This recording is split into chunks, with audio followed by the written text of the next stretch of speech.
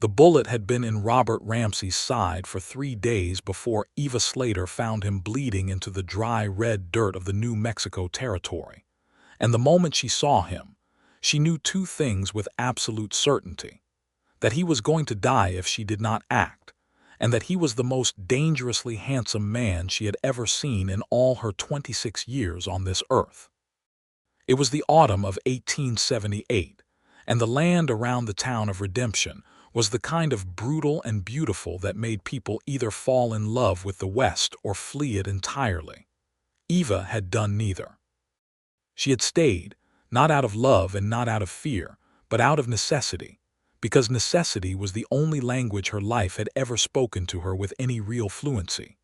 She ran the small homestead that had belonged to her late father, a stubborn plot of land 3 miles east of Redemption, where she grew enough to keep herself alive and sold enough medicinal herbs and healing tinctures to the town's apothecary to keep herself in lamp oil and flour.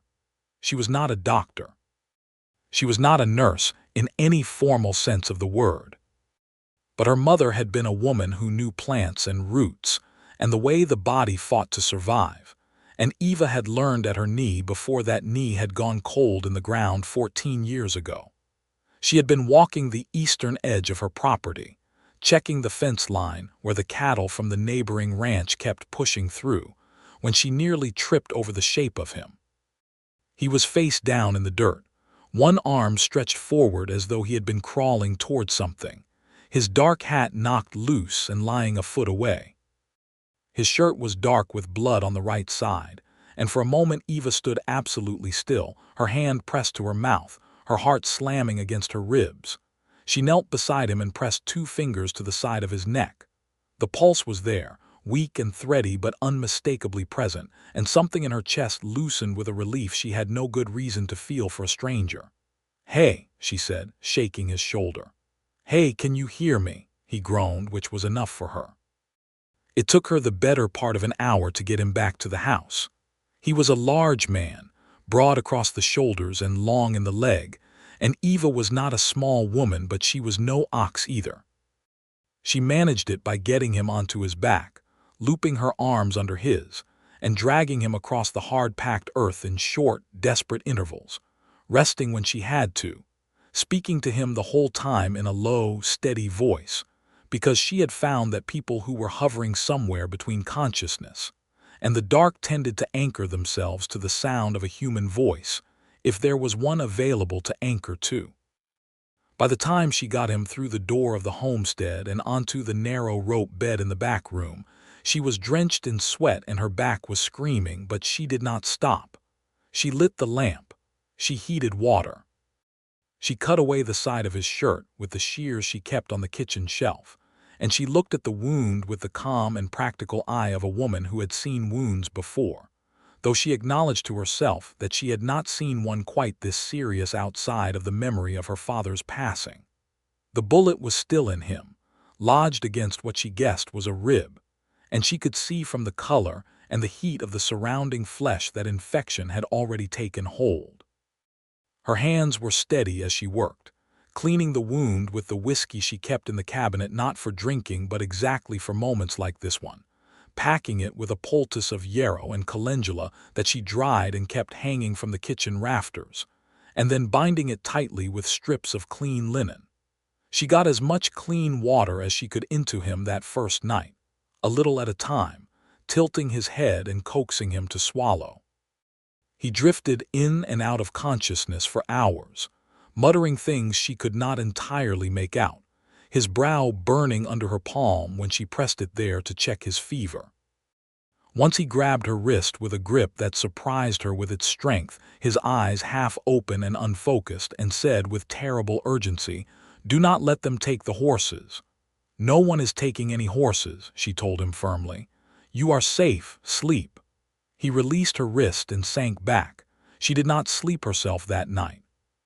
She sat in the chair she pulled close to the bed, and she watched the rise and fall of his chest, and she tended the fire, and she changed the poultice twice when it grew hot with the fever he was pulling through, and she thought, not for the first time, that the West had a way of dropping things into your life without any warning whatsoever. His name she did not know yet. His face she could study without guilt while he was insensible, and she found herself doing exactly that more often than was strictly medically necessary. He was somewhere in his mid-30s, she guessed, with a strong jaw darkened by several days of stubble, a straight nose that had been broken at least once and healed slightly crooked in a way that was somehow more compelling than straight would have been, and dark lashes that lay against his cheekbones in a way that seemed almost criminally unfair for a man. His hands, when she had hold of one to check his pulse, were rough and calloused and unmistakably the hands of someone who worked hard with them. He wore good boots, worn but well-made, and a belt with a silver buckle that had an eagle pressed into it. There was a Colt revolver holstered at his hip that she removed and placed on the high shelf above the wardrobe, because she was a practical woman, and she saw no reason to leave a loaded weapon within easy reach of a delirious man.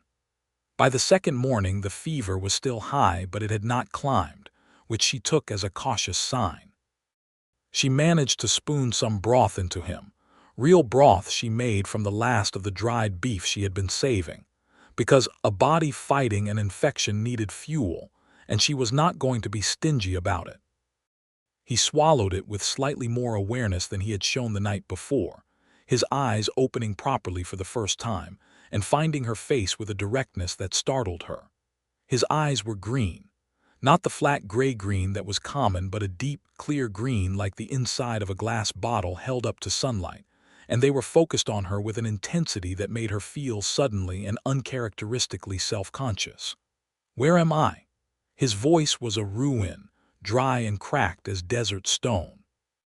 "My homestead, 3 miles east of Redemption."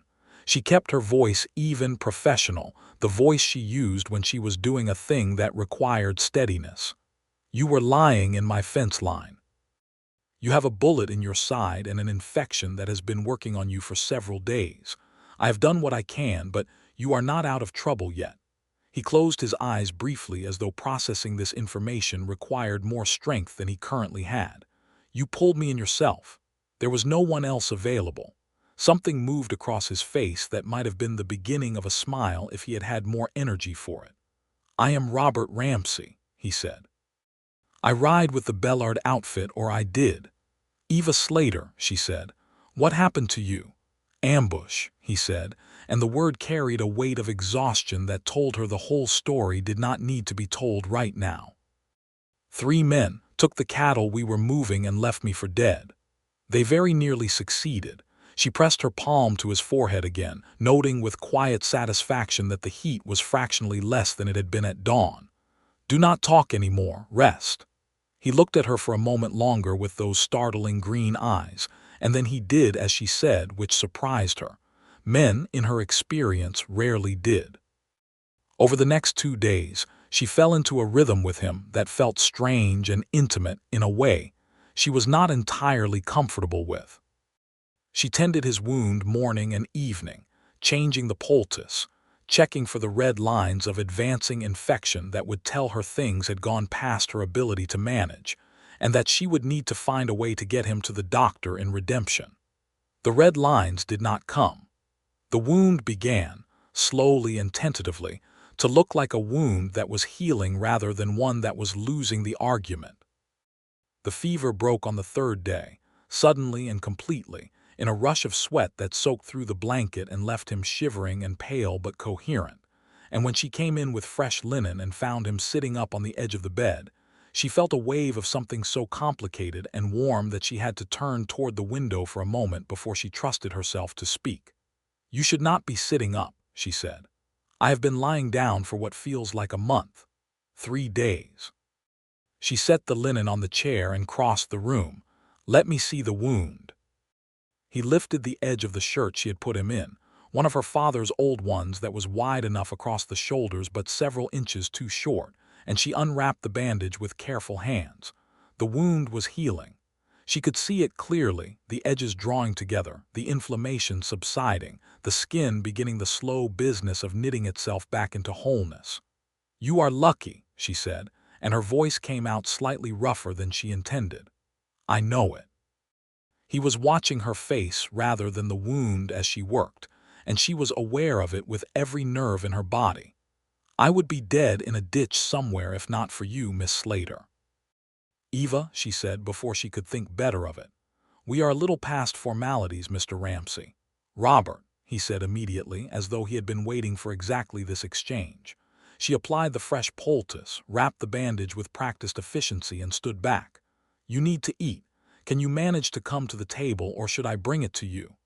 "I will come to the table," he said, with the particular stubbornness she had already begun to recognize as characteristic. She watched him stand, noting the controlled effort it cost him, the careful steadiness with which he moved, the way he gripped the door frame for one brief moment before straightening to his full height, which was considerable. He was taller than she had estimated when he was horizontal. When he walked slowly out into the main room of the homestead and lowered himself into the chair at the table, there was a quiet dignity in the way he did it that she found unexpectedly moving. She put a bowl of beans and a wedge of cornbread in front of him and poured 2 cups of coffee and sat across the table and did not pretend she was not watching him, because there was no graceful way to pretend with a man sitting in your kitchen eating from your table. "You live here alone?" he asked, after a few minutes of silence that was not uncomfortable exactly, more the kind of silence that two people fall into when they are both thinking too much to speak. "Since my father died 2 years ago." "No husband?" "No." She said it simply, without apology or elaboration. He nodded, not pressing it, which she appreciated. "This is good," he said, meaning the beans, and the simplicity of the compliment pleased her more than it should have. "I have been cooking for one for a long time," she said. "It is good to have it appreciated." He looked up from the bowl, and the expression on his face was something careful and warm all at once, like a fire banked low and steady rather than blazing recklessly. And Eva looked down at her coffee and told herself firmly that this was a man who would be on his way as soon as he was well enough to ride, and that she would do well to remember it. She did not remember it with any real consistency. Over the following days, as he grew stronger, the shape of their time together changed and expanded in ways she had not anticipated. He was not a man who could lie still, and once it was clear that he was no longer in danger of dying, he found small ways to be useful despite her objections. She came out one morning to find him chopping wood, slow and methodical, pausing frequently in a concession to his healing side, and she opened her mouth to tell him to stop and instead stood in the doorway for a moment watching the careful economy of his movements, the way the early light caught his hair, the dark and gray-threaded brown of it, and said nothing at all. He had been to the barn and introduced himself to her 2 horses.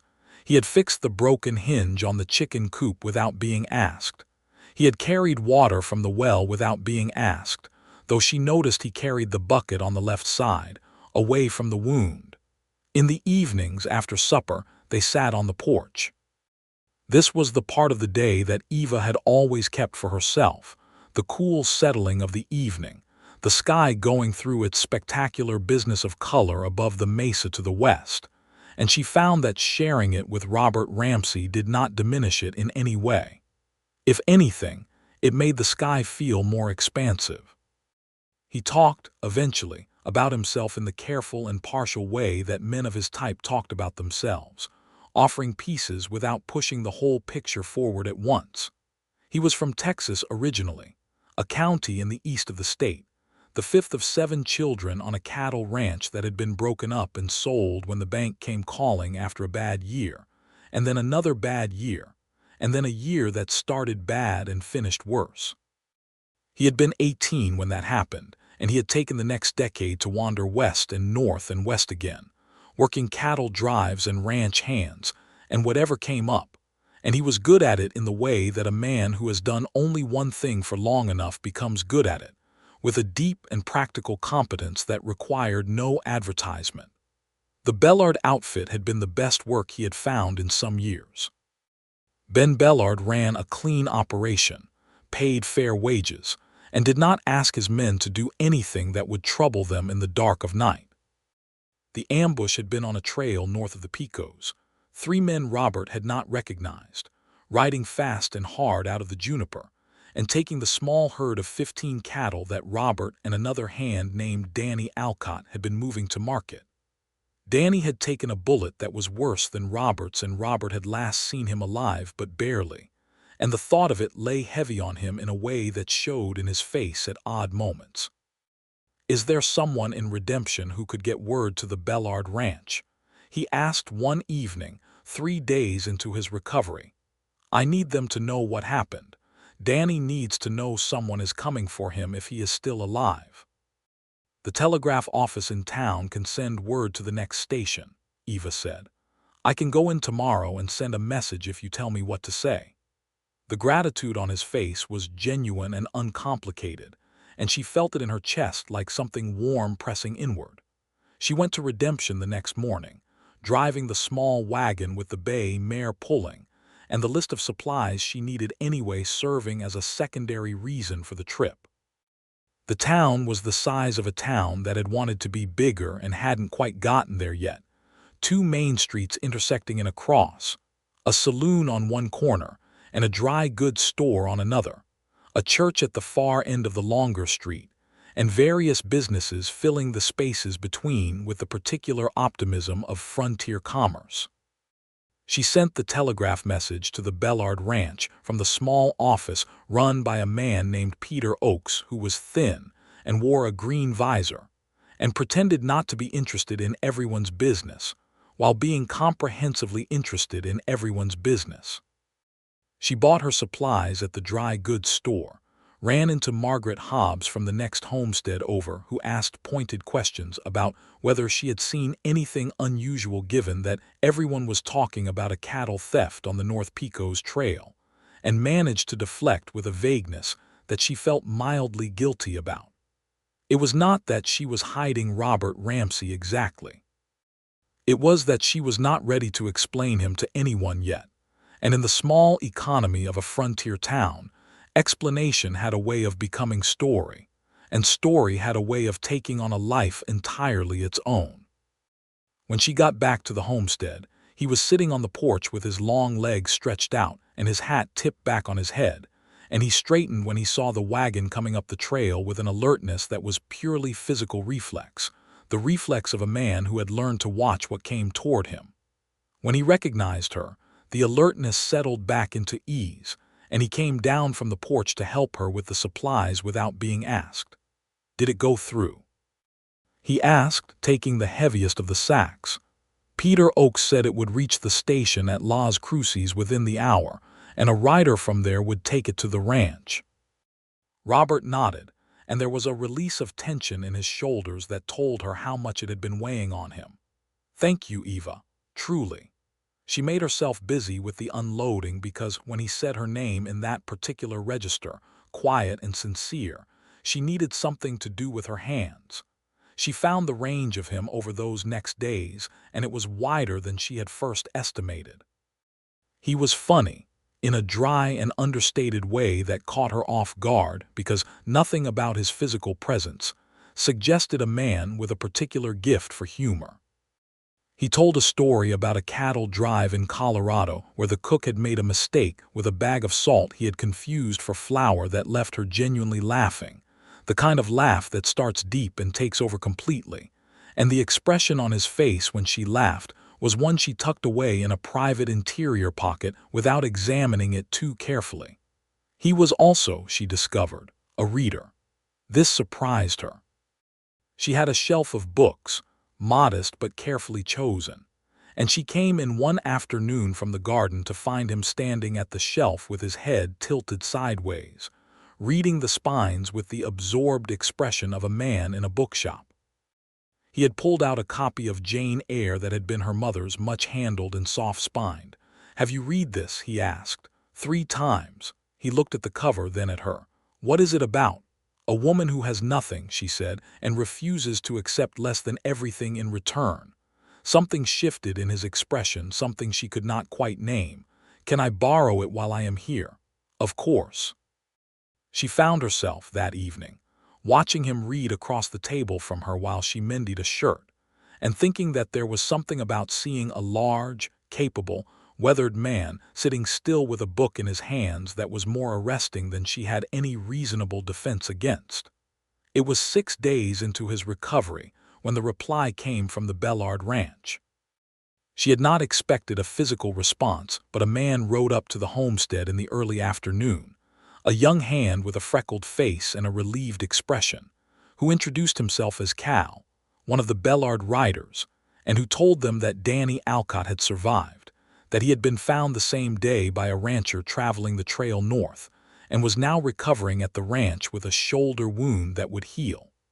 The relief on Robert's face was enormous and uncomplicated. He gripped Cal's hand and said, "Tell him I will be in to see him when I am able," and Cal said he would and looked at Eva with a curiosity he was too young and too well-mannered to fully suppress, and then rode off back toward the main road. "Danny is all right," Robert said, as though saying it once more made it more completely real. "He is," Eva agreed. "You can stop carrying that one." He looked at her for a moment with the green eyes that she had long since stopped pretending she was not drawn to. "You have a way of knowing what a person is carrying." "I grew up paying attention," she said. "It is a useful habit." He continued to recover, steadily and thoroughly, the way a strong body recovers when properly supported, gaining back color and energy, and the ease of movement that had been absent in those first desperate days. She noticed him testing the wound each morning, pressing careful fingers to the healing flesh with a clinical assessment that matched her own, and she knew that he was calculating, as she was, how much longer he had before he was well enough to ride. She did not examine what she felt about that calculation too closely. On the 8th day, he found her in the garden in the late afternoon, kneeling between the rows of squash and reaching in to pull the weeds that came up regardless of any other consideration, and he crouched down on the other side of the row without asking and began pulling weeds with a naturalness that suggested this was something he intended to help with, and not something he was proposing or requesting permission for. They worked in silence for several minutes, and the silence was good. The light was doing its late afternoon thing, going golden and heavy, catching the dust that rose when you disturbed the dry soil and making it briefly luminous. "My mother had a garden," he said eventually. "What did she grow?" "Tomatoes mostly, some peppers, herbs along the south side of the house that she said kept the flies off." He pulled a weed and turned it in his fingers. "She was a woman who knew how to make things grow in ground that didn't want to cooperate. She sounds like someone I would have respected. She died 7 years ago, fever. I am sorry." "She would have liked you," he said, and it came out with a directness that stopped her hands for a moment. "She respected women who managed their own affairs." Eva resumed pulling weeds and said nothing, because she did not trust herself to say something that was appropriately measured. He said, after another silence, "I want you to know that I understand I cannot stay here indefinitely." Her heart made a complicated movement in her chest. "You are still healing." "I know it. I am not proposing to leave tomorrow. I am saying I know there is a limit and I am not ignorant of the imposition." She sat back on her heels and looked at him across the squash plants, and the directness that she had admired in him from the beginning required an equal directness from her in return. "You have not been an imposition," she said. "That is an honest answer and not a polite one." He held her gaze for a moment, and the green of his eyes in the evening light was something she was going to remember for a very long time. "I am glad to hear it," he said quietly. She went back to the weeding and so did he, and they worked until the light was too gone to see the weeds clearly, and then they went inside and she made supper, and he set the table without being asked, and they ate together with the comfortable ease of people who have been sharing space long enough to have stopped performing normalcy and simply begun to inhabit it. On the 9th day, she came upon him standing outside the barn in the earliest part of the morning, before she had started the fire for coffee, his back to her, looking east at the horizon where the sky was still the deep blue-gray of pre-dawn, and the stars were just beginning to go out. He was holding his hat in both hands, turning it in the way men do when they are thinking about something they are not saying. She did not speak immediately.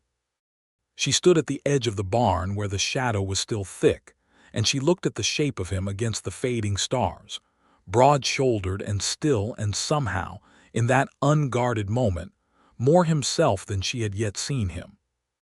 He turned, sensing her or hearing her, and did not look startled. "You are up early," he said. "I am always up early." She walked forward to stand beside him and look at the horizon with him. "What are you thinking about?" He was quiet for long enough that she thought he might not answer. Then he said, "Whether the life I have been living is the life I actually want." She let that sit for a moment, giving it the weight it deserved. "And what is your conclusion?" "I am still working on the question," he said, and looked at her sideways with something in his expression that she felt like a hand pressed flat against her sternum. She went in and made the coffee and brought 2 cups out to the porch, and they watched the sun come up together. And she thought that this was the most honest morning she had spent in a very long time. The town of Redemption had its rhythms and its complications, and one of those complications arrived at her door on the 10th day of Robert's recovery in the form of George Pell. George Pell was the man who owned the largest spread of land in the county, a hard-eyed man of about 50 with large hands and a habit of speaking to women as though they were slightly slow children, who nonetheless represented opportunities of one kind or another. He had made overtures to Eva twice since her father's death, none of them romantic exactly, but all of them carrying the unmistakable implication that a woman alone on a homestead should eventually be sensible and attach herself to something more substantial. She had declined both times with a politeness that she maintained at some effort. He rode up in the late morning with one of his hands, and Eva was on the porch when he arrived, and Robert was inside, having agreed without either of them quite negotiating it that the inside was where he would be when she had visitors, given that an armed stranger recovering from a gunshot wound was a conversation she was not prepared to have with everyone. Pell dismounted with the heavy authority of a man who dismounts onto land he believes is already essentially his. "Miss Slater," he said, touching his hat brim, "I heard there was some trouble up on the North Trail. Figured I would check in on you." "That is thoughtful," she said, with the precise degree of warmth that meant nothing at all. "I am quite well." "A woman out here alone can't be too careful," Pell said, looking around the property with the assessing gaze of a man who is calculating acreage rather than expressing concern. "I've been thinking again about my offer for the eastern parcel. The creek running through it would be useful to me, and I could give you a fair price that would let you move into town comfortable-like." "I am comfortable here," Eva said. "And the eastern parcel is not for sale." Pell's eyes moved past her to the house and then back. "You could reconsider," he said pleasantly, which was the kind of pleasant that had a floor made of something harder underneath it. "Sooner or later a place like this is more than one person can manage. I have been managing it for 2 years." She kept her voice easy and her eyes level. "Thank you for coming out, Mr. Pell. I will tell you if that changes." He looked at her for another moment with the expressionless calculation she disliked intensely, then nodded and mounted and rode away without further conversation, and his hand followed. Eva stood on the porch until they were out of sight and then let out a long and controlled breath. "Who was that?" Robert asked from the doorway, and she turned to find him leaning against the frame, arms crossed, the look on his face perfectly calibrated to say that he had heard and was not pleased without being so indelicate as to say so directly. "George Pell. He owns the big double piece spread north of here. He wants your land. He wants the eastern parcel because the creek runs through it and it would be useful to him. He has wanted it for 2 years, and I have declined him for 2 years, and he has not yet accepted that the answer is not going to change." Robert looked at her steadily. "Has he caused you trouble beyond asking?" "Not yet." She met his eyes. "I am capable of managing it, Robert." "I know you are," he said, without a trace of the condescension she would have gotten from most men in this territory. "I am asking about your safety, not your competence." It was the exact right thing to say, and she felt it in that same complicated place in her chest that his voice had been finding with increasing frequency. "I appreciate that," she said quietly. He nodded and stepped back inside, and she followed, and neither of them said anything more about George Pell that day. But she noticed that Robert moved the Colt she had placed on the high shelf down to the table by the bed without making any comment about it, and she noticed it and said nothing. On the 11th day, she changed his bandage, and the wound looked like a wound that was a week away from not needing a bandage at all. She told him so, in the clinical voice that she used when she was keeping herself at a professional distance from the awareness that her hands were on him, and that she was acutely conscious of this in a way that was becoming increasingly difficult to ignore. Another week, he said, checking the distance in the same way he had been checking it, only now she had the strong impression that his arithmetic and hers were not entirely oriented the same direction. She was counting toward the end of healing. She was not certain he was counting toward departure. "Give or take," she said, and unwound the old bandage with careful hands. "I want to talk to you about something," he said while she worked. "Talk," she said, not looking up. "I have been thinking about the question I was working on," he said. "About the life I have been living." She paused for just a moment. "And I am 34 years old," he said. "I have spent 16 years working other men's land and driving other men's cattle. I have been good at it, and I have not been unhappy. But I have also not been building anything that will be there in 10 years to show for the time." He was quiet while she applied the fresh poultice, and then he said, "Ben Bellard has been talking to me for some time about buying in as a partner on a smaller parcel he has north of the main ranch. Good land, creek-fed, room for a modest herd of my own." He paused. "I have money saved, not a great deal, but enough to begin." Eva tied off the bandage and sat back and looked at him. He was looking back at her with the expression she had categorized internally as his careful one, the one where he was saying something that mattered and was aware that it mattered. "That sounds like a sensible thing to want," she said, and her voice was measured and quiet. "It is," he agreed. "It needs a few things to make it work." He held her gaze. "A partner would be helpful, not the financial kind." The air in the room changed in some indefinite way that she felt all along her skin. "Robert," she said carefully. "I know," he said. "I know it is fast and I know it is forward and I know you have managed this place entirely on your own and have no apparent need for anyone. I am not suggesting need." He paused and then said with the directness that she had grown to count on, "I am suggesting want. I want to know if you would be willing to let me come back here and talk to you properly about something that might eventually be this, that we are already something like." She stood up from the chair and walked to the window and looked out at the hard, beautiful, red and gold land that her father had loved and that she had kept and worked and refused to let anyone take from her. And she thought about all the mornings she had spent alone on the porch watching the sun come up, and the particular quality of those mornings now that she had spent 10 of them with someone beside her. She turned around.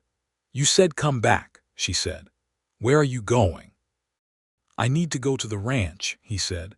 "See Danny, talk to Bellard, get my affairs in order. I owe it to the people I work for to account for myself and close up what I left open."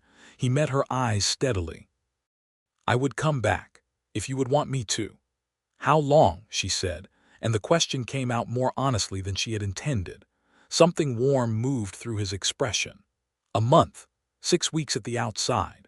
She looked at him for a long moment, this man who had arrived bleeding and unconscious in her fence line 11 days ago, and who was now sitting in her father's shirt looking at her with those green eyes and proposing something that felt both completely improbable and completely inevitable.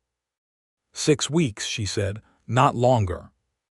The smile that crossed his face then was the fullest one she had seen from him, uncalculated and sudden, and it did something to her that she decided she would think about later. He spent the next 3 days finishing his recovery and preparing to leave, and Eva spent those same 3 days in the busy and practical way she managed every other difficult thing, which was to keep her hands occupied and her thoughts on the next immediate task. She mended the rest of his shirt and gave it back to him. She repacked his saddlebags, which one of Bellard's riders had brought out along with his horse when Cal had come with the news about Danny, And the horse, a big gray gelding named Compass that Robert had introduced her to with an affection that told her everything she needed to know about the man's character, was groomed and fed and ready. On the morning he was leaving, she made a proper breakfast, more substantial than usual, eggs and salt pork and fresh cornbread and real coffee that she had been stretching thin, but chose not to stretch that morning. And they ate together for the last time in what she was doing her best not to think of as their particular arrangement of the table and chairs, and the morning light coming in through the east-facing window. When he had eaten and carried his saddlebags out to Compass, and tied them on with the practiced efficiency of a man who had been packing and unpacking horses for a long time, he came back to the door, and she was standing inside at the table, organizing things that did not require organizing. And she picked up her medical bag from the chair and said, briskly and with great purpose, "I put a small supply of the yarrow poultice in your left saddlebag, wrapped in paper. In case the wound gives you any further trouble, change the dressing every 2 days until it is fully closed." She picked up the bag and walked to the door, and he was standing in the doorway, filling it, and she intended to hand him the bag and look past his shoulder at Compass and say something practical about the route to the ranch, and instead she looked up at his face, and the look there stopped her. He was smiling. Not the careful, restrained expression she had most often seen, not the quiet warmth that she had learned to read, but a full, unhurried, certain smile, the smile of a man who is exactly where he has decided to be, and he had both hands braced on the door frame on either side, and he was not moving. "You are in my way," she said, and her voice came out without any of the steadiness she had intended. "I know it," he said, and the smile did not diminish at all. "Robert, Eva." She looked at him, at the green eyes and the crooked nose and the smile that she had been cataloging for 11 days without letting herself admit what she was cataloging it for, and she said, "You are going to make me ask, aren't you?" "I have been very patient," he said, with a reasonableness that was entirely too cheerful for a man who was deliberately blocking a door. "You are the most infuriating person I have nursed back from the edge of death," she told him, and she meant it to come out sharply, and it came out warm, which was probably the most honest version of it anyway. He reached forward and took the medical bag from her hand and set it on the chair just inside the door, very carefully, and then he looked at her again with that smile and said, "Tell me I am wrong about what is happening here." She could not.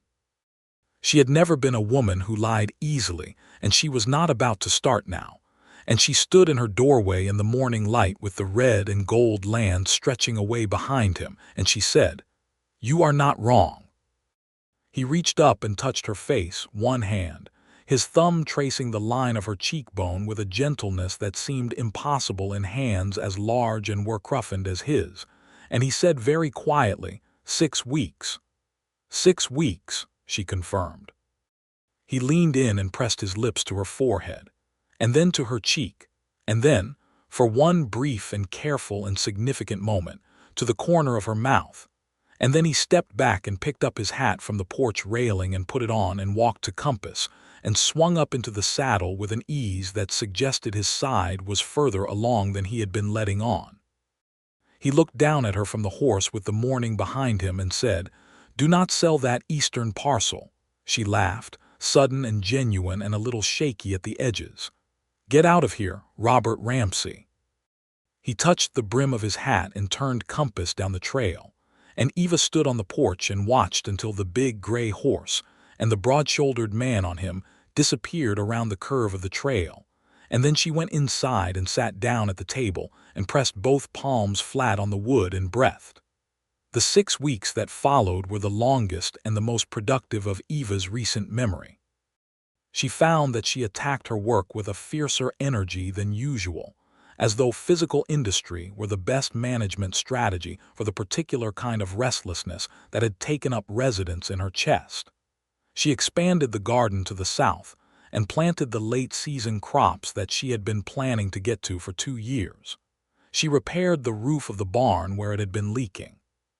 She made 3 trips into Redemption, and sold twice her usual quantity of tinctures and herbal preparations to the apothecary, who was a mild man named Dr.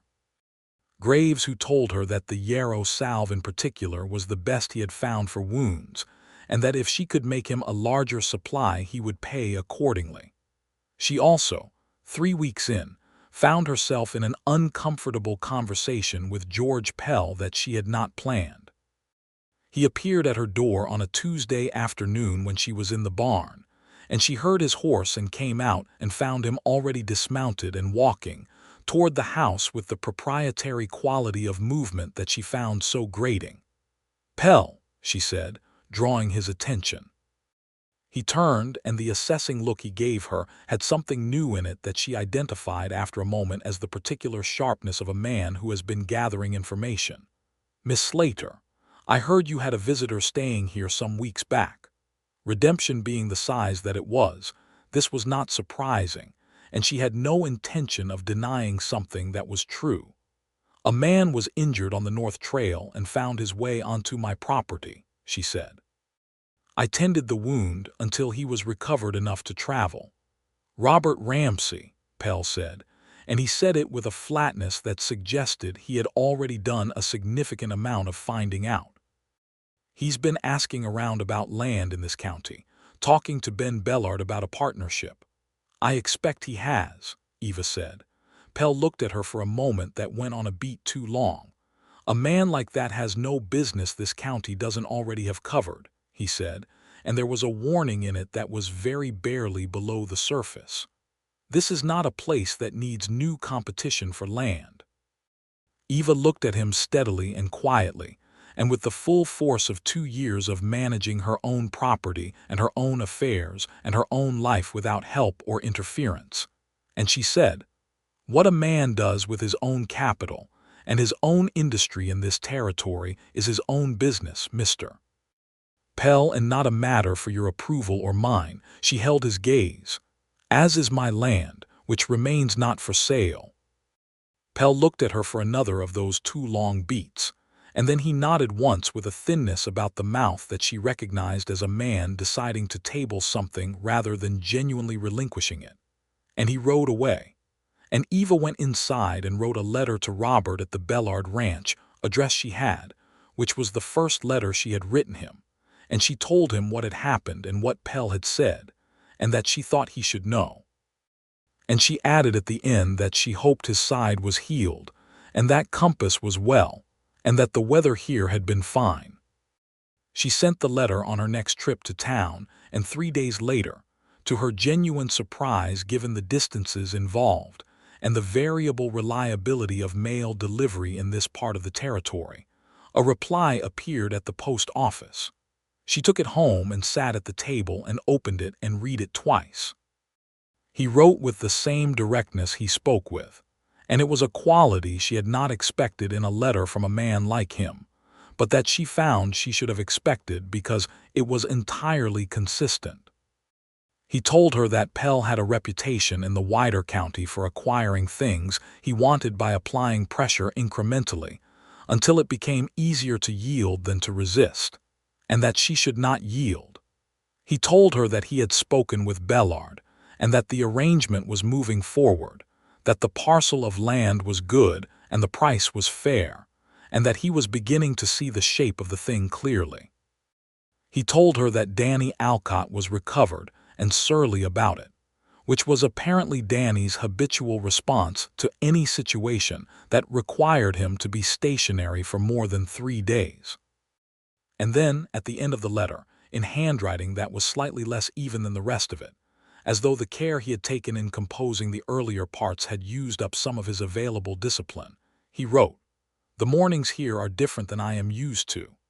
I find myself thinking about a porch and a particular quality of morning light and a woman who pulls weeds without asking for company.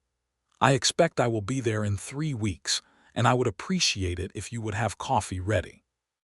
Eva read that last paragraph a 3rd time, and then she put the letter in the drawer of the nightstand beside her bed, which was the drawer where she kept the things that mattered most, and she went about her day.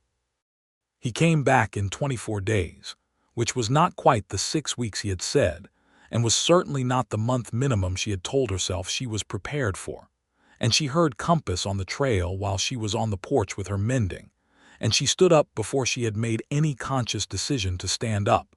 And when the big gray horse and the man on him came around the curve of the trail, she was already at the porch steps. He dismounted in the yard and walked toward her, and he looked better than he had looked when he left, the color fully returned, the carefully managed economy of movement that had characterized his recovery replaced by the easy physical confidence of a man in full health, and he stopped at the foot of the porch steps and looked up at her. 24 days, she said. I was efficient, he said. She looked at him for a moment with everything that had accumulated in the 6 or 24 days since he had ridden away down the trail, and then she said, I will make the coffee. Eva, he said. She stopped. I bought the land, he said. I have the papers from Bellard. It is good land, and it is mine. He paused. I had a conversation with Ben Bellard's wife, who is a woman of formidable practical wisdom, and she told me that the first and most important decision a man makes when he is putting down roots in a new place is whether he is putting them down alone or not. He looked at her with the steady directness that she had come to understand was the only mode he operated in when something genuinely mattered. I have been thinking about that for 24 days. And what did you conclude? She said, and she could hear that her voice was not entirely steady. I concluded that I have spent 16 years being entirely capable on my own, he said. And I would like to stop. He came up the first step and then the second and was standing on the porch now, directly in front of her, and he said, I am not asking you to give up this place. This place is yours and it should stay yours. I am asking whether there is a version of this future where both of these things exist and where we are in it together. Eva Slater had lived alone for 2 years and had managed it, and had not found it lacking until 11 days in November, had rearranged something fundamental in the architecture of what she considered a full life. And she looked at Robert Ramsey standing on her porch in the late afternoon sun with his hat in his hand, and his green eyes steady on her face. And she thought about the morning she had spent sitting at the table with her palms flat on the wood after he had ridden away. And she said, I think there is. The expression that crossed his face then was not the smile she had seen on the morning he had blocked the door, though that smile had been very considerable. This was something quieter and deeper and more permanent, and he took the single step that remained between them and put his arms around her with the care of a man who is handling something he considers extremely valuable, and she pressed her forehead against his shoulder and let out a breath that she felt she might have been holding since that morning in November. The coffee, she said, into his shoulder. In a moment, he said, and held on. They talked for the rest of the evening, the kind of talking that is less about information and more about building, laying down the structural pieces of a shared future the same way you would lay down the timbers of a house, carefully, and in an order that makes each piece support the next. He told her everything about the Bellard parcel, and she listened with full attention and genuine interest because land was a subject she understood deeply. And she told him things about this area and this soil, and the water table that he did not know, and that he absorbed with the attentiveness of a man who respects knowledge he does not personally possess. They talked about George Pell, and Robert said that Pell was a man who operated best in a vacuum of opposition, and that the best management of his particular type was the consistent and public kind that left him no ambiguity to work in. He said this with a matter-of-fact quality that told her he had dealt with men like Pell before and was not afraid of them, and she felt something relax in her that she had not known was tense. He stayed that night in the back room as he had before, and she lay in her own room in the main part of the house and listened to the old homestead settle around her, and felt the particular quality of a house that has someone else breathing in it, and she thought it was a quality she could get entirely accustomed to. In the weeks that followed, a new pattern emerged between them that was different from both the acute urgency of his recovery and the careful negotiation of his return. He spent the days working both places, riding between his new parcel and her homestead, and she found that the land she managed began to feel lighter in some way that she had not anticipated, not because she was doing less, but because there was someone else who cared about it as a living thing that needed tending rather than as an acquisition to be absorbed. He met the people of Redemption properly, through her, and she watched the town assess him in the particular way small towns assess newcomers, with a thoroughness that no formal introduction could match. He was even-tempered with everyone, spoke plainly, and did not make claims about himself that he could not back up, and within 3 weeks the assessment of Redemption appeared to be favorable. The exception was George Pell, who managed one more approach, this time in town, when he encountered Robert outside the dry goods store and had the conversation that Eva heard about second-hand from Margaret Hobbs, who had been buying calico at the time and had missed very little. Pell had made some remark about newcomers to the county being wise to understand existing arrangements. Robert had agreed very pleasantly that wisdom was an excellent thing, and that he was always interested in learning, and had then, according to Margaret with a detail that Eva found both alarming and privately delightful, described the exact legal status of his land purchase, his partnership arrangement with Bellard, and his general intention to put down roots in this county for the long term. In a tone so mild and factual and irresistible that Pell had apparently run out of ways to respond and left. Pell did not approach Eva or Robert again. Robert proposed to her formally on a Sunday morning in early January of 1879, which was 2 months after he had come back from the Bellard Ranch, and 3 months after she had found him bleeding in her fence line, and it was not a dramatic proposal in the way that the word sometimes implied. It was the kind of proposal that comes after two people have already had the honest conversation about what they want and what they are willing to build together, where the formal question is less a beginning and more a closing of a circle that has already been drawn.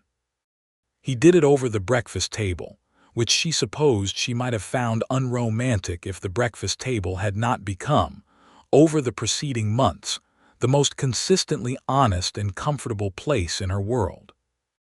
He put a ring on the table between them, a simple gold band that he told her had been his mother's and that his father had sent to him when he had written to tell the family about Eva, which told her a great deal about how much weight he had given this and how long he had been certain about it. She looked at the ring for a moment and then at him. "Eva Slater," he said, "I would like you to be Eva Ramsey, if you would want that." She picked up the ring and looked at it and said, "I think I would keep Slater as well. It is my father's name and I am not ready to give it up entirely." "Eva Slater Ramsey," he said, immediately and without hesitation. "That works very well." She put the ring on and reached across the table and put her hand over his large, calloused, work-worn hand, and she said, "Yes, Robert Ramsey. Obviously, yes."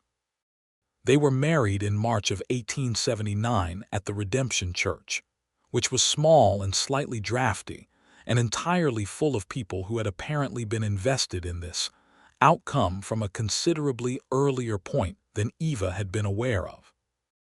Margaret Hobbs had organized a reception that involved more food than the available population could reasonably be expected to consume. Danny Alcott, recovered and with his arm working at about 80% of its original range of motion, which he claimed was 100% when pressed, came from the Bellard Ranch and stood with Robert. Dr. Graves from the apothecary, who had become something of a friend to Eva over years of professional dealings, sat in the front row and looked genuinely moved by the proceedings, which she found touching. Eva wore a dress of deep blue wool that she had made herself over the preceding 2 months, with care and patience, and a skill with a needle that her mother had given her, and she caught the expression on Robert's face when she walked down the narrow aisle toward him, and she kept it somewhere very deep and very safe. Ben Bellard and his wife Ruth came from the ranch, Ruth being the woman of formidable practical wisdom that Robert had mentioned in his letter, and Eva found her formidable and practical and wise and also very warm, and liked her immediately and completely. Ruth Bellard pressed her hands firmly after the ceremony and said, "My husband has been trying to get that man to stay somewhere for 4 years. We are all in your debt," and said it with such sincerity that Eva laughed. The first year of their marriage was the hardest and the best year Eva Slater Ramsey could remember. They worked 2 properties, hers and the Bellard parcel that Robert was developing, and it was a significant undertaking that required everything both of them had to give on most days. Robert brought 4 good cattle to begin his herd. He rebuilt the fence on the eastern edge of her property, the fence line where she had found him, replacing the old posts with new cut cedar that would last decades. She expanded the medicinal garden to the point where she was supplying not only the Redemption apothecary, but a physician in the next town over who had heard of her preparations through Dr. Graves and written to inquire. They argued, as people who work hard together and live close together inevitably argue, about things that ranged from the genuinely important to the completely inconsequential, and she found that Robert Ramsey argued the way he did everything, directly and without theater, and that when he was wrong he said so without requiring elaborate negotiation about it, and she tried to do the same in return, because she believed in the basic fairness of that approach. They had particular discussions about money, which was tight in that first year, and about the timing of building a proper house on the Bellard parcel versus improving the existing homestead, and about a mare that Robert wanted to buy from a stock dealer that Eva thought was overpriced, and about that mare's subsequent performance, which vindicated Robert completely, and which she acknowledged with a grace that she was privately rather proud of. In the evenings, after the work was done and the supper was eaten and the lamp was burning low, they had the kind of time together that Eva had not known she was missing until she had it. He read. She sewed or wrote in the journal she had kept since she was a girl. Sometimes they read aloud to each other, taking turns with whatever book was currently on the table, and she discovered that he read aloud well, with a natural feel for the rhythm of a sentence that she had not expected, and that made even familiar books feel slightly new. He told her, on a February evening when the cold had driven them close to the fire, and the wind was making the walls of the homestead creak, that the nights on the cattle drives had involved a significant amount of conversation among the men, long and ranging discussions about everything from philosophy to practical agriculture, conducted under the open sky with no other entertainment available, and that this had given him a breadth of reading and thinking that might not have been predicted from the outside. "A long cattle drive is the best education in the world," he said, "if the men around you are worth talking to." Were they? Mostly. He paused, Danny Alcott in particular. He should have been a lawyer, possibly a preacher. He will argue any position on any subject with equal conviction, and you will only realize afterward that you have no idea what he actually believes. She laughed, and the firelight made the homestead feel like a world complete in itself. In the early autumn of 1879, Eva knew she was expecting a child. She did not have another woman to consult about this immediately, because the nearest town with a female doctor was considerably farther than Redemption. But she was a woman who understood the body, and she was certain of it, and she sat with the certainty for 2 days, turning it over and examining it from every angle before she told Robert. She told him in the evening at the table, directly and without preamble, because neither of them had ever done well with preamble.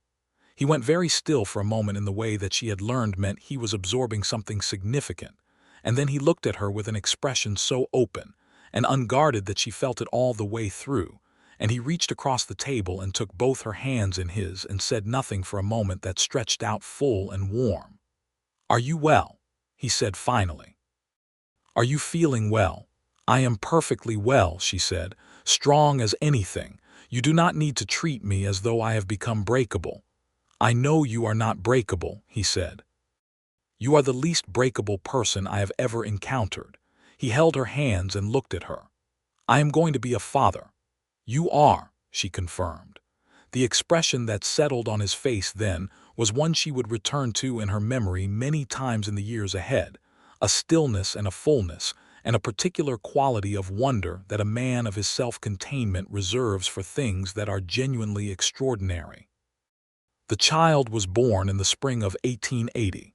In late April, when the land outside the homestead was doing its best approximation of green and the air had the freshness that came after a week of rain.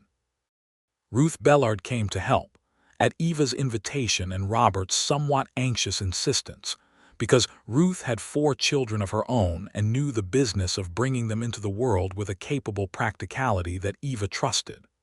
The labor was long but not dangerous, and Eva managed it with the same focused determination that she applied to everything else. And when Ruth placed the baby in her arms and said, "A boy," a fine, healthy boy, Eva looked at the small red face of her son and felt something shift in her chest that she had no adequate language for. Robert came in from where he had been banished to the porch for the duration, looking somewhat pale about the edges, in a way that she found very humanizing for a man of his general composure. And she held out the baby to him and watched him take the weight of his son in those big, careful hands. And the look on his face was something she thought about for the rest of her life at intervals, and always with the same deep warmth. They named him James, for her father, whose name had been James Slater, and whose land they were still standing on, and whose stubbornness about that land she had inherited, and whose capacity for loving the difficult and beautiful West she had also inherited, and whose example of how to keep something worth keeping she had tried her whole life to follow. James Ramsey was, from his first days, a boy of considerable opinion and very little patience for compromise, which Robert said he had entirely from his mother, and which Eva said she could not entirely deny. He was large for his age and extremely interested in everything, particularly the horses, which he demanded to be taken to see from the moment he could make the demand understood, and which he sat upon for the first time at 3 years old on Compass's broad back with Robert's arms securely around him, grinning with the complete satisfaction of a person who is exactly where they are supposed to be.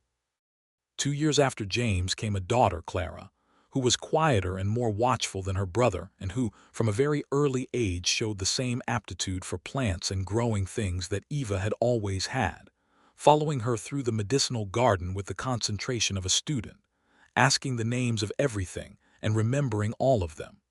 Eva taught her everything her own mother had taught her, and the teaching felt like a circle closing, a line of knowing passed forward from hand to hand through the years. The Bellard parcel developed steadily under Robert's management.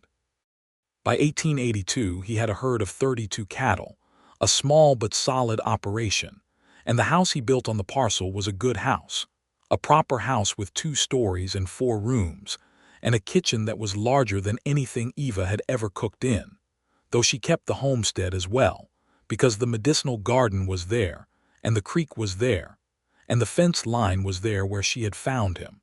And she was not sentimental about many things, but she was sentimental about that piece of ground. They lived between the 2 properties for several years, following the seasons and the demands of each, until the children were old enough for the school and redemption, and the logistics of 2 households began to impose more than they served, and they built a third option, a house that was neither the homestead nor the ranch house, but a larger, more considered thing on the ridge above both, with a porch that looked out over both properties and the mesa to the west. And they moved into it in the spring of 1884, and it was the house where their youngest child would eventually be born, a second boy they named William, dark-eyed and serious, and absolutely fascinated by the mechanical workings of things, who would grow up to be an engineer and build bridges in the next century in ways that his parents watched with a pride that was tinged with the particular incomprehension of people who have always worked with living things. George Pell sold the Double P Ranch in 1883 to a cattle company from back east and left the territory, and Eva heard about it at the Redemption Post Office from Margaret Hobbs and said very little about it, which was more than enough. Danny Alcott came every Christmas, growing gradually more gray and more opinionated with each passing year, arguing about politics and agriculture, and the best way to cook a brisket with a passion that never diminished. And he was godfather to James and honorary uncle to Clara and William, and one of the most consistently entertaining presences in their lives. He never married, declaring that he had seen enough of other people's domestic arrangements to know his own temperament was incompatible with sustained cohabitation. But he was devoted to the Ramsey family with a loyalty that was never in doubt. Ruth Bellard became Eva's closest friend over the years, the kind of friendship that grows between two capable and practical women who respect each other without ceremony.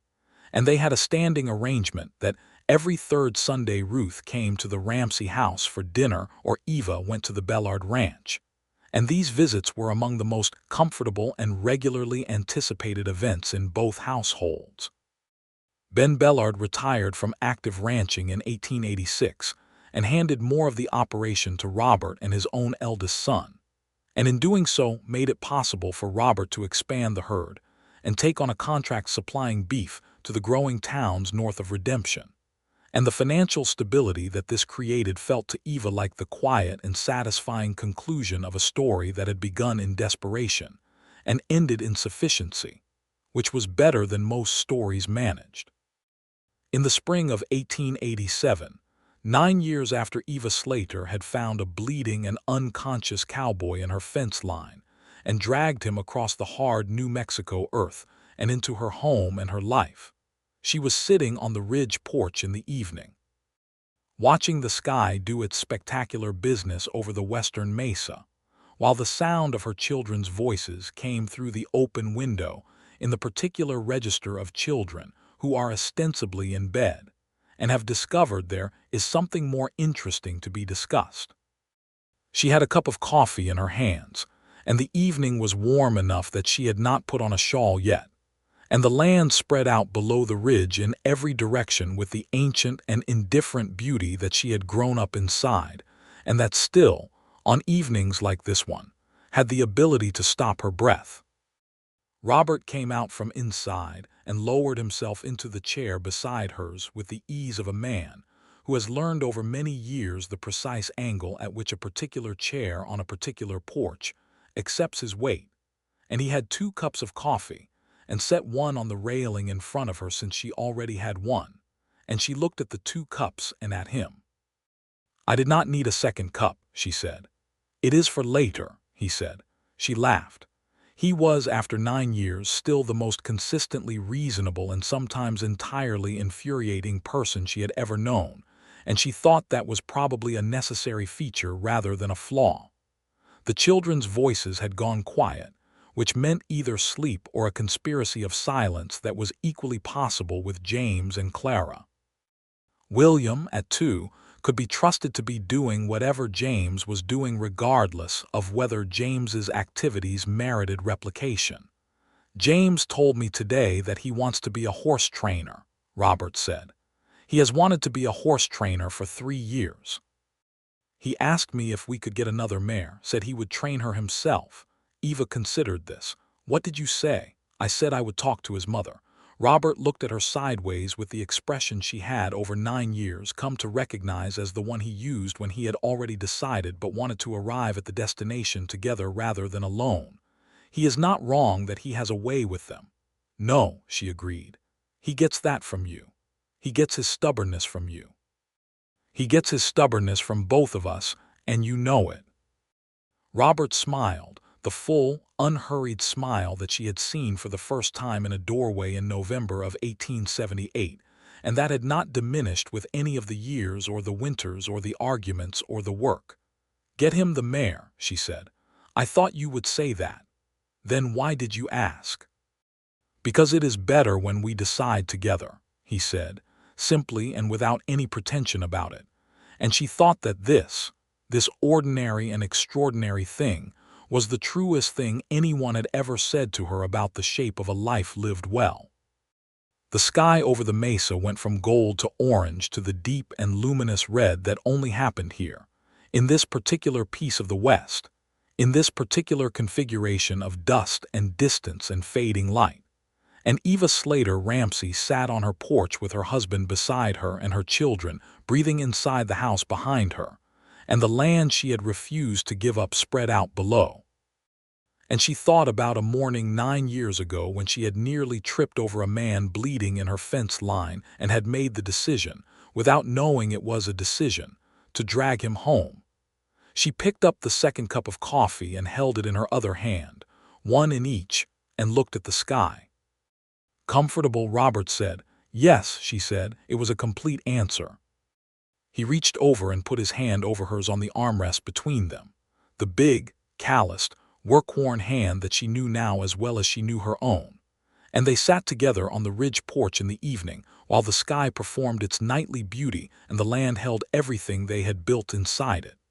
And the story that had begun in blood and desperation, and the particular stubbornness of a woman who would not let a man die in her fence line, had arrived at exactly this, which was not the ending of anything, but the deep and settled middle of everything worth having. James Ramsey did get his mare, a spotted gray that he named Constellation, and that he trained with a patience and an instinct that made Robert watch him with quiet pride, and made Eva think of a man she had once watched approach an unfamiliar horse in the early morning light, with a gentleness that had told her everything she needed to know about the kind of person he was. Clara grew her garden and learned the names of every plant her mother could teach her, and added more that she taught herself from the books Eva ordered from back east, and she kept notebooks that were, by the time she was 12, more comprehensive than anything Eva had compiled. William took apart every mechanical object in the house that would permit it and several that did not, and put most of them back together again in working order. And when he could not, he was honest about it, which was a quality his parents recognized and valued highly. The homestead, Eva's original homestead, the one her father had built and that she had kept and refused to yield, she turned over formally in the spring of 1889 to a young woman named Dora who had come west from Ohio with her brother, and found herself in need of a place when the brother's plans came apart in the particular way that plans in the West frequently came apart. And Eva rented it to Dora at a price that was fair and not exploitative, and taught her what she needed to know about the medicinal garden, which Dora took to with an enthusiasm that was entirely satisfying. The fence line on the eastern edge of the homestead, the one Robert had rebuilt with cedar posts, stood for many years after, marking the edge of ground that had once been the site of the most consequential moment of both their lives. Eva walked that fence line occasionally, checking it the way you check things you value, and when she did, she always paused at the spot where the ground had once been dark with blood and looked at the long view east toward the mountains, and felt the particular weight of a life that had been entirely different, and the particular gratitude of a life that had been exchanged for something so much larger. In the autumn of 1892, Robert had his 38th birthday, and Eva made him a cake with the molasses and the spices that he liked, and that she had made every year since that first winter they spent together.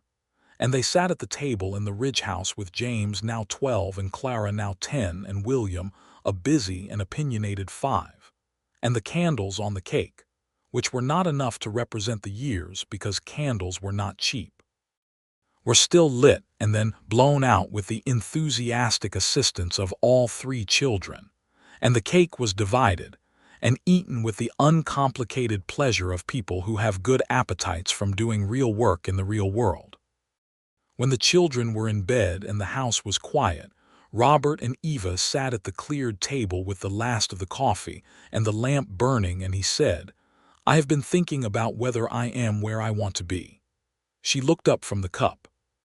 "I have concluded," he said, and the green eyes across the table from her held everything that 14 years of a shared life had put in them, depth and steadiness, and the kind of humor that lives underneath the serious face of a man who has thought a great deal about what matters.